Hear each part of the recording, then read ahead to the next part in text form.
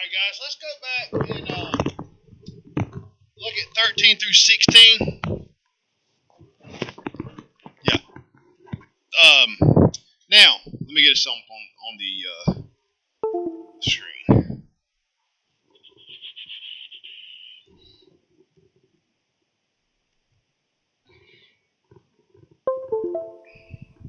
Guys, while I'm at the board, you should not have a phone out. You need to put those up if you have it out, all right? Oh, you good? Okay, so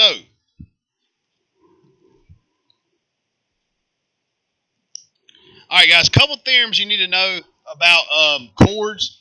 Guys, everybody know what a chord is? A chord is a line that's in a circle that ends up on the circumference of your circle, but it does not go through the center. Okay, it's pretty much the same as a diameter, except a diameter goes through the center of the circle. Okay, now, so one theorem you need to know is if you have a circle, and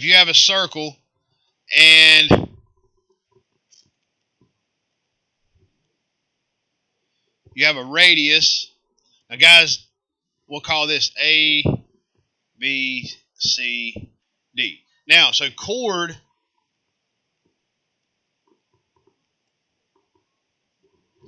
this is like a theorem that goes along with it. Okay, so your chord's AB, guys. Your radius, you may already know this, but your radius is CD. Now, if you have a radius or a diameter that cuts through a chord and the two lines are perpendicular, which means they make a 90-degree angle. What happens is, guys, that radius or that diameter cuts that chord into two equal parts. Okay? So it just cuts it into two equal parts. So if a radius or a diameter, either one, okay, be either one of those,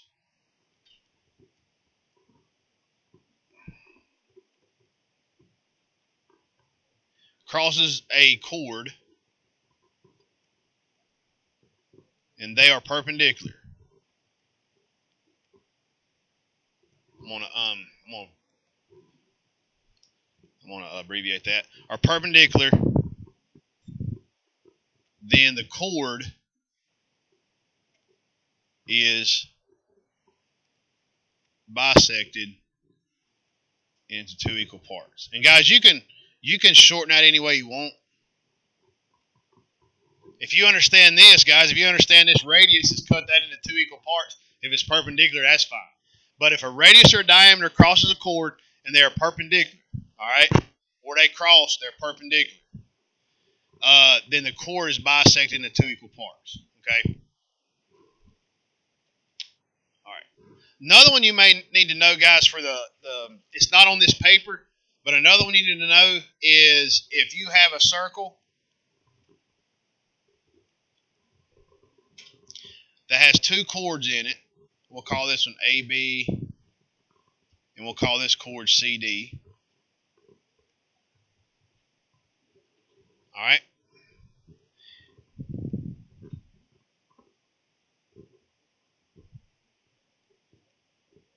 If those chords are equidistant from the center, okay, so if those chords are equidistant from the center, then AB, chord AB is congruent to chord CD.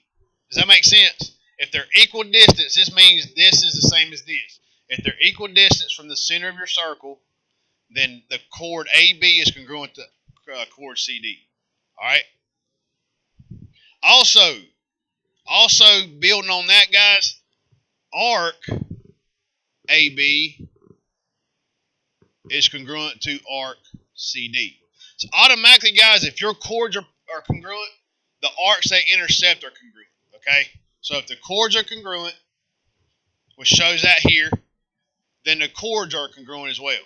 Okay? So guys, how do you tell if two chords are congruent or not? How do you know? How can you tell if two chords are congruent?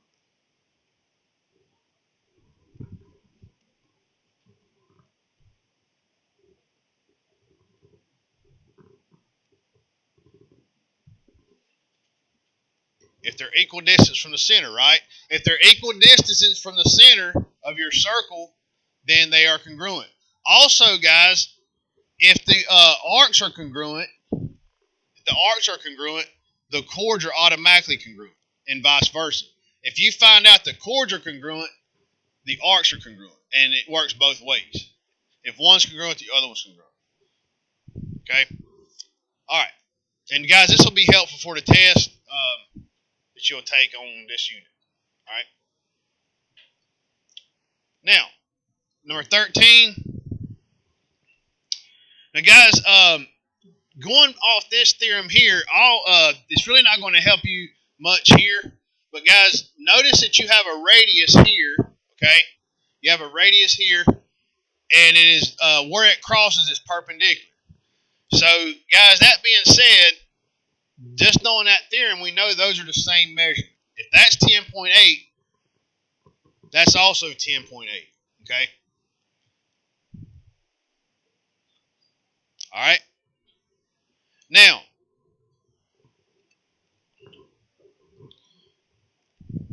guys, if you think about it, the radius here is said to be 13.1, right? The radius is 13.1, okay? Now, guys, the definition of a radius is a line that goes from the center of the circle to the circumference of the circle, all right?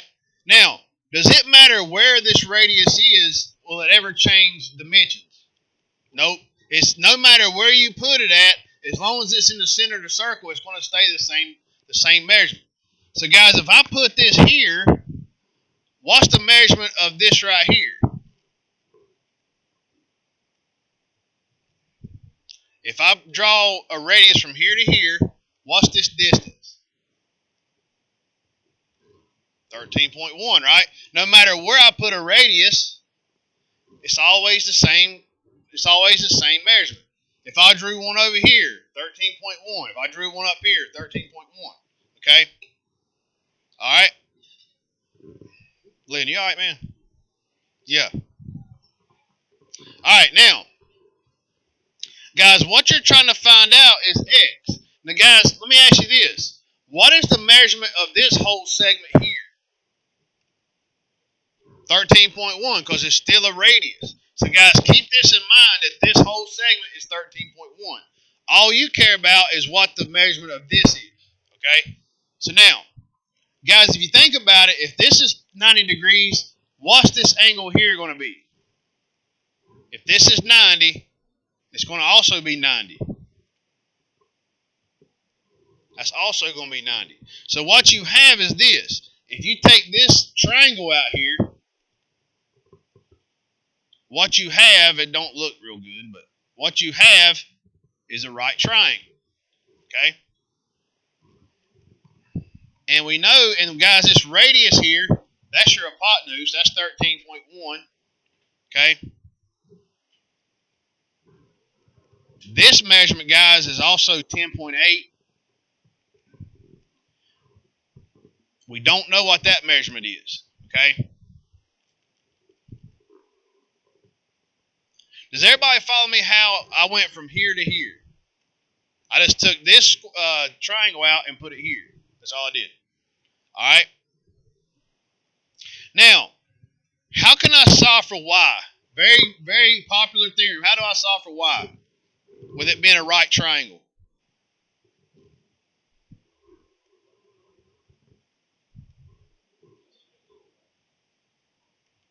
Not quite.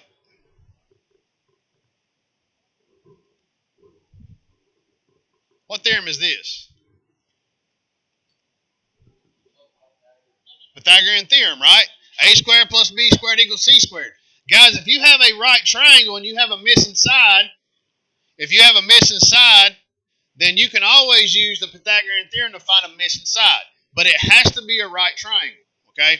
This will not work if it's not a right triangle, okay? Now, so what that's going to be, now guys, remember, your hypotenuse, that's that guy, that has to be C. That's the only thing, the hypotenuse has to be C, the longest side, okay? So now, I'm going to let, yes sir.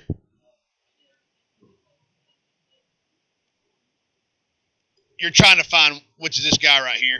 See, they already got X. You're trying to find this. I had to label this as Y because I can't use X again. So I'm trying to find this. I'll show you how to. We'll get to this in a minute. All right. So guys, if I do this, y squared plus 10.8 squared equals 13.1 squared. Okay. Now, guys, if you look at your directions, it says round your answer to the nearest tenth. I'm going to round everything to the nearest tenth. I'm not going to, because if I'm just rounding to the nearest tenth of my answer, I'm just going to round everything to the nearest tenth. Okay. So now, if I put that in my calculator,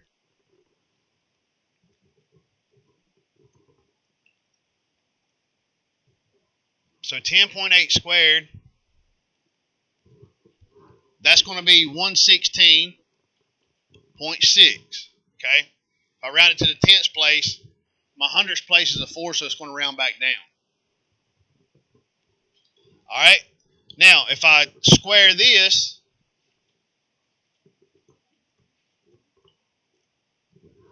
that gives me a measurement of 171.6. Okay.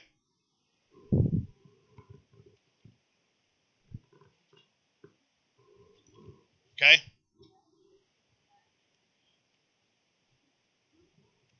Where's the answer at? That's that measurement. That measurement and that measurement is 10.8. Right. So how you gonna find X besides this way? I mean, I'm all ears if you know how to do it.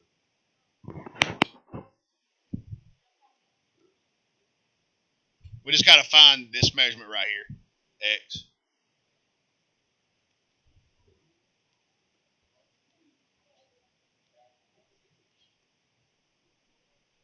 Mm-hmm.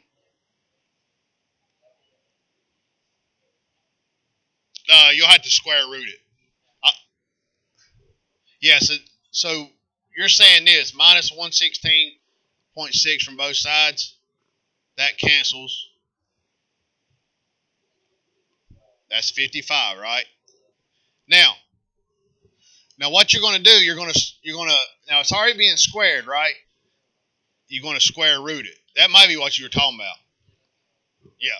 A lot of people get it mixed up. Yeah. All right, now, since we're rounding to the nearest tenth, guys, it's going to be y equals, if I take the square root of 55, now, if I round it to the nearest tenth, that is 7.4. Okay? So y is 7.4.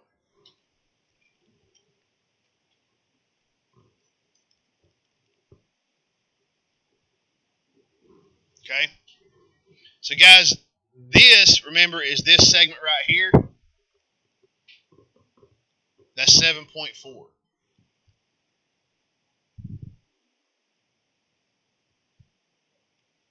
Now, I'm going to erase this 10.8 for a minute. That way,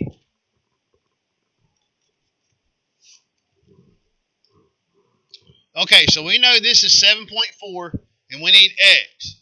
How do you find X? What do you think?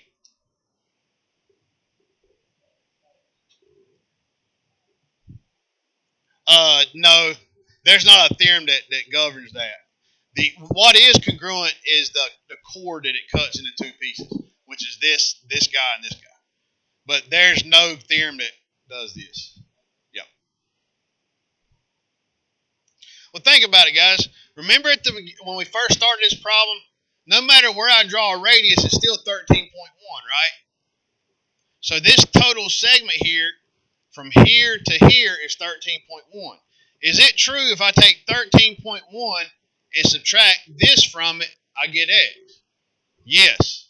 So 13.1, and guys, remember, that's the radius. That was given to me. I'm just putting it in a different spot. Okay? Minus 7.4. Should be 5.6, ain't it? Or 5.7. 5.7. All right. So the answer for X is 5.7.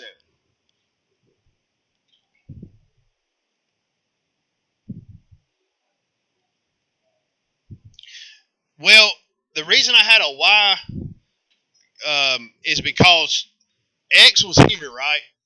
So I couldn't use X here because if I used X here, that's trying to say that those are congruent, which they're not. So I used the Y. You just got to find this Y here to subtract it from the radius to get your X. Yes.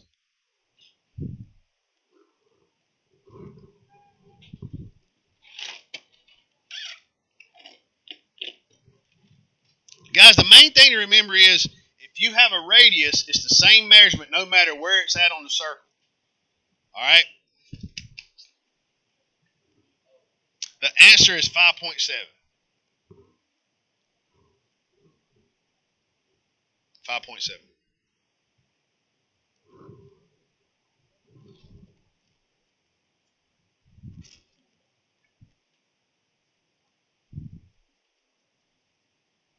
Okay. Let's look at 16.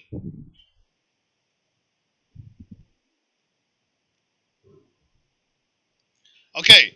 Now, guys, the only difference between this problem is I'm given the diameter instead of the radius. But how do I find the radius given the diameter?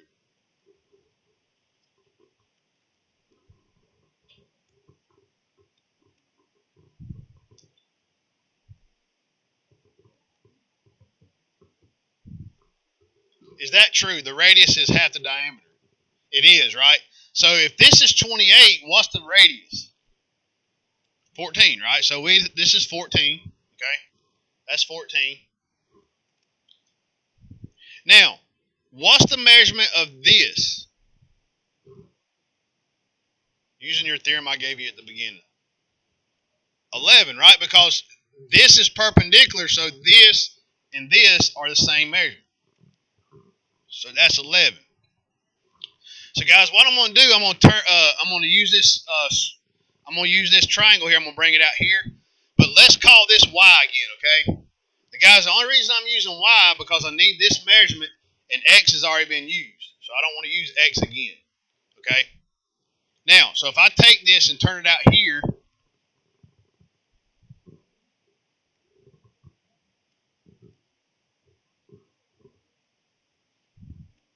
so now my hypotenuse is 14.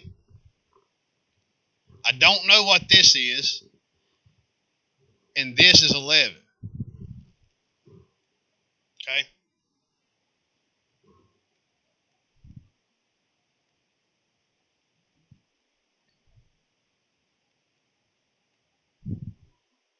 All right?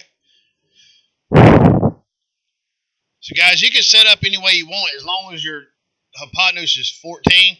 So it's Y squared plus 11 squared equals 14 squared.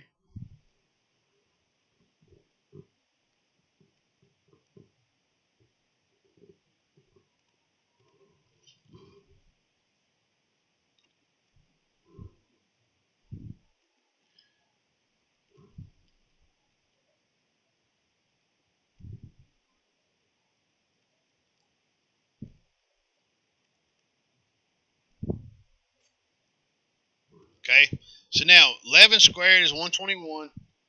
14 squared is 196. Okay, so now if I keep going, that's going to be Y squared equals, I'm going to subtract this from both sides. That is 75, it should be. Okay, at least you got some whole numbers here. All right, now, if I square root both sides, it's going to be 8 point something. Let's see. Remember, we nearest 10th, right? So that's going to be 8.7 because the hundredths place has a 6. So Y equals 8.7.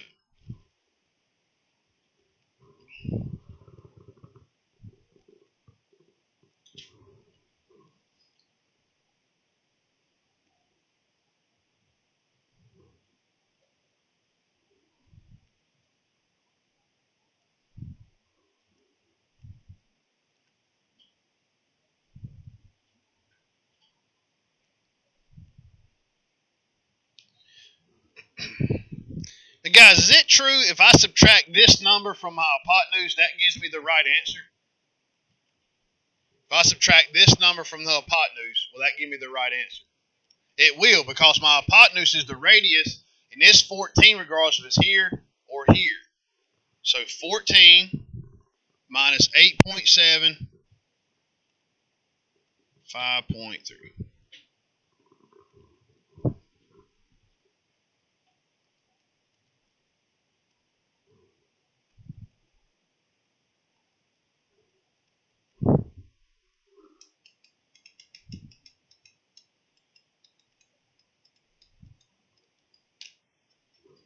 Okay.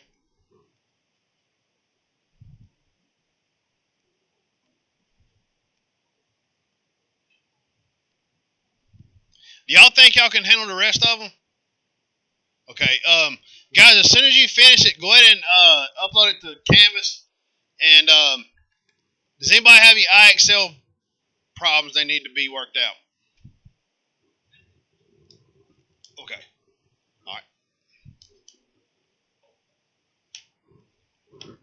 What you got, Ray? I know, man. This Wi-Fi sometimes is good and sometimes it's not. Really? Yes.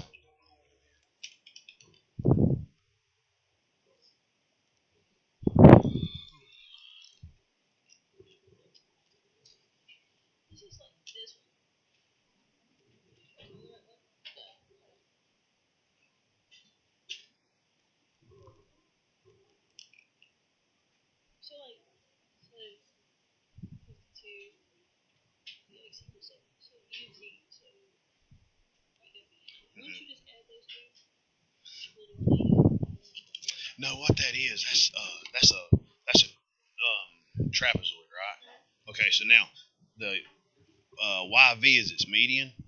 Okay, so now